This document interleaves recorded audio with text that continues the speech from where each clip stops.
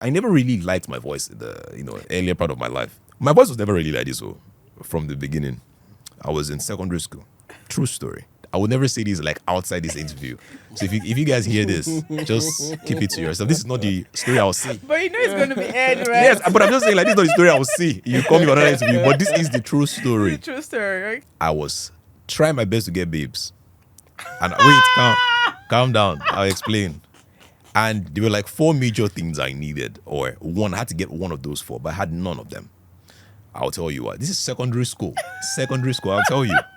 The first one is you have to be rich. Mm-hmm. If you are rich, it doesn't matter if you're handsome, if you are good, if you have parents that are rich. Because my school, we gauge richness by The card that comes to pick you the up. car that comes in, the provisions you have. So if you are rich, there is this desire. Teachers respect you.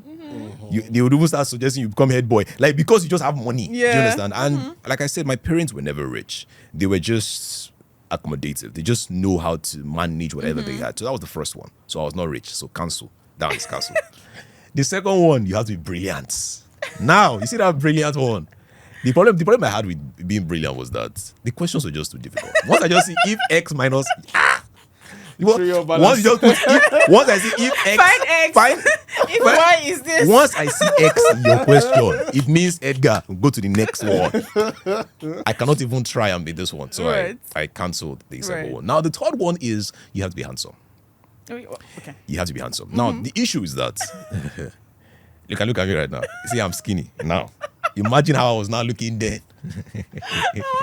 And my voice was like tiny. Not like tiny, but it was Yeah. very, so what now happen now? Like, it was not like this, but it was not deep. Right, Do you understand? right. So again, I didn't look like the masculine, young secondary school guy would look. Do you get? Of course, the last thing anyone would love in secondary school is you had to be fast.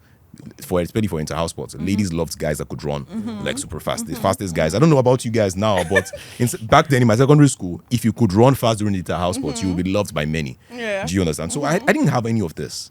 I was just that guy, just there. All I could do was yap people. That was the only skill I had. I could just yap people. My seniors would bully me. They would beat me up. I would yap them back. And they would beat me up. So it was a friend of mine that told me that if I sounded intelligent, that I would have a say. I would have a piece of the cake. If I could just sound smart. All you have to do was sound Just sound like you're smart. And I'm not actually joking.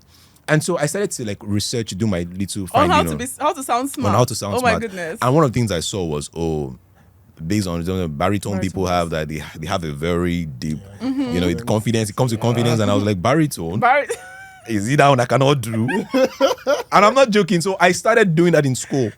Randomly. I just woke up one day. I wake up in the morning. My voice is just a little bit deeper, so I maintain it. But it was awkward to a lot of people. So you just see me do, so yeah, how far are you doing? Like, hey, why are you talking like that? Nothing, I just want to talk like this. Okay. So I did it for a bit. And you know how accents just become a thing over time. So I just kept doing it. I kept doing it. And I was stuck. It became very difficult. And then I just polished it over time with training and all the rest. But that was how it really started.